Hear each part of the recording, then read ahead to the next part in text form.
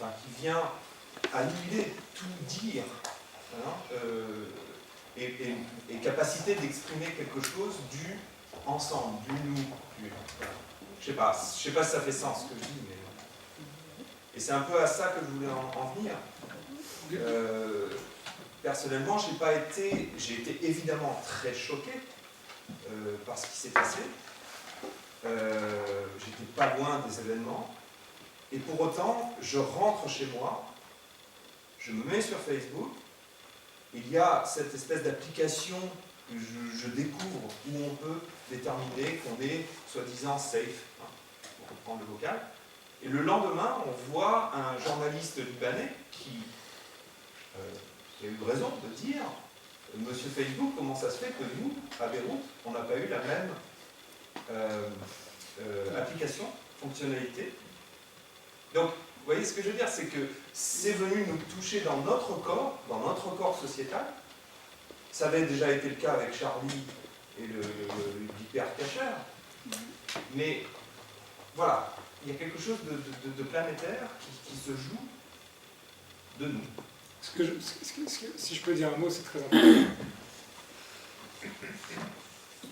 C'est pour ça qu'on est dans une situation très compliquée pour essayer de dire ce que j'essaye de dire.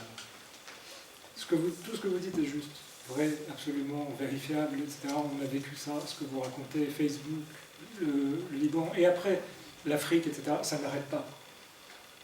Ce qu'il faut essayer, l'exigence de pensée politique ici, elle est de penser ça à chaque fois dans une singularité.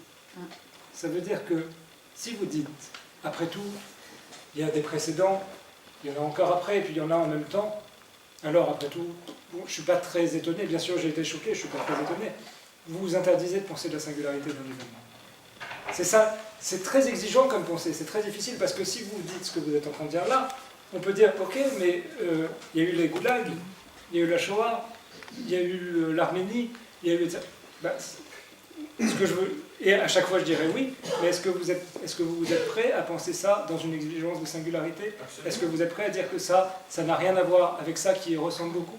Est-ce que vous êtes prêt à ne pas faire une connexion historique et à chercher à réduire l'inconnu au connu? Si oui, alors on va pouvoir penser politique. Sinon, il n'y a plus de politique. C'est ça.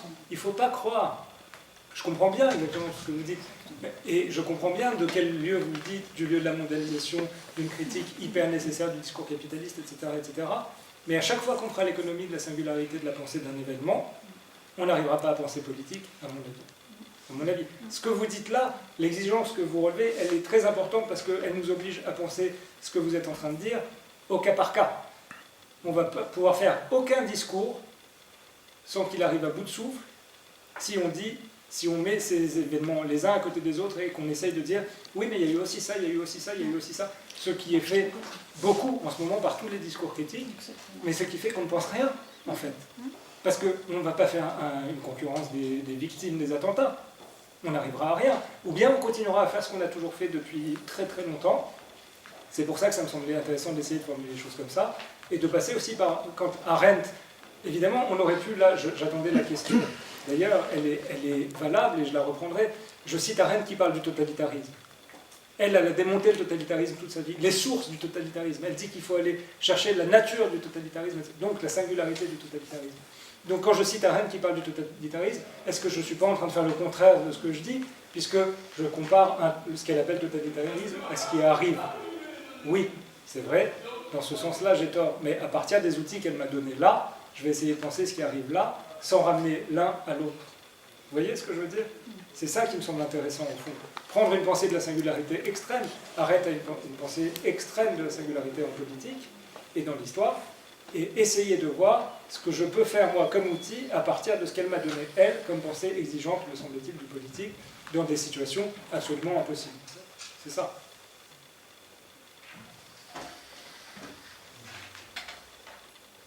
Il y a un truc sur le collectif avec quoi il faut être un petit peu prudent, je crois. Il n'y a pas d'inconscient collectif, on est d'accord, il n'y a pas d'âme collective, mais il y a des phénomènes collectifs. Il y a de la masse. Et pour organiser la terreur, il ne suffit pas d'être un. Donc il y a du collectif à penser. C'est-à-dire pourquoi une drôle d'idée peut tout à coup être contagieuse. Ce qui fait que, au fond, l'image d'être entre le califat et l'extrême droite n'est pas inintéressante. J'avais même pensé l'articuler, mais j'ai pas eu le temps, l'articulation. Mais vous savez que ce qui s'est passé aujourd'hui, en fait. Vous avez vu ce qu'a fait Marine Le Pen? Alors, elle a mis des photos de massacre de Daesh en ligne parce que chez Bourdin, Gilles Kepel et Bourdin ont fait un entretien, et Kepel tresse l'articulation que j'ai commencé ici et que j'ai fait ensuite entre l'articulation politique qui se joue entre le Front National et le califat. Et elle, pour répondre à ça, n'a pas répondu. Elle a mis des photos de Daesh sur son site, Twitter ou j'en sais rien.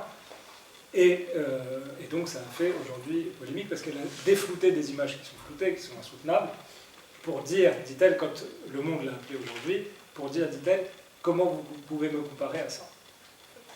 Voilà ce qu'elle a fait aujourd'hui. C'est ce qu'elle fait. Évidemment, c'est ce qu'elle fait. C'est ça qui est génial. L'utilisation des images, j'aimerais bien qu'on ait le temps dans le séminaire de le faire, de parler des images, mais ça, c'est très important. Cette articulation, j'en parlerai du coup la prochaine fois, parce que je n'ai pas eu le temps ce soir, elle est très importante politiquement. Et pour finir de vous répondre, j'aimerais bien dans le séminaire, justement, qu'on mette qu'on mette au travail les mots que vous avez utilisés là, que j'ai commencé à essayer même d'interroger de la manière la plus critique, le nous, l'ensemble, le vivre ensemble, qui est une tarte à la crème aujourd'hui, la fraternité, et tous ces fétiches et ces mots miraculeux qu'on amène comme solution à tous les problèmes. J'aimerais bien les passer à la moulinette de la pensée politique, justement, pour voir ce qu'on peut en faire aujourd'hui, ou comment les refaire parler, autrement que ce à quoi ils ne servent, c'est-à-dire plus à rien, à faire par exemple de la laïcité une arme, est-ce qu'elle soit vécue comme chose réactive, etc. etc. C'est ça pour moi penser politique maintenant, dire reprendre ce qui a été explosé, reprendre ce qui a été approprié par les extrêmes d'un côté ou de l'autre, et essayer de voir si on peut encore en faire quelque chose, qu'est-ce que ça veut dire, qu'est-ce que c'est ensemble, qu'est-ce que c'est avec, qu'est-ce que c'est vivre ensemble. Vous aurez remarqué, je n'ai jamais utilisé ces mots-là, ni même nous, dont je me méfie énormément, ni même frères, ni même fraternité, j'ai juste dit les uns à côté des autres, en maintenant à un minimal, pour essayer de voir jusqu'où je peux élargir, et qu'est-ce que ça veut dire tous ces mots-là. Mais c'est le but de ce séminaire est d'interroger ces mots-là, entre autres. Un autre mot que vous n'avez pas utilisé, c'est courage, alors que j'ai pensé qu'à ça quand vous avez dit qui d'autre que moi, enfin qui d'autre peut porter le monde si ce n'est pas je. C'est marrant comme cette finition-là, courage.